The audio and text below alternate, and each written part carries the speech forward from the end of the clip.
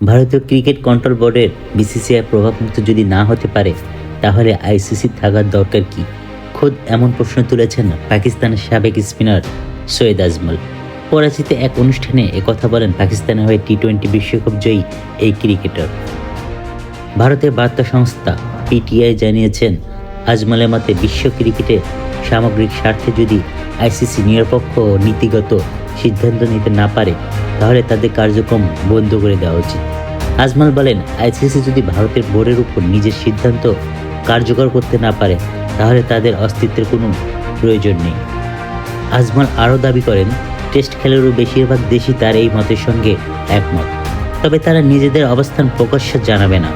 ভারতের কাছে আইসিসি কীভাবে অসহায়, আরও একটি উদাহরণ দিয়েছেন পাকিস্তানের সাবেক এই স্পিনার।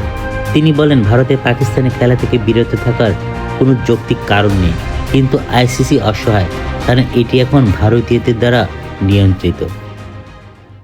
আজমল পাকিস্তানের হয়ে 35 টেস্টে 178টি উইকেট নিয়েছেন। এছাড়া 113 ওয়ানডেতে 184 উইকেট নিয়েছেন। টি-20তে 64 ম্যাচে নিয়েছেন 85টি উইকেট। 2017 সালে সব ধরনের ক্রিকেট থেকে অবসর নেন সৈয়দ আজমল। বাশার সবুজ, নেক্সট নিউজ 24।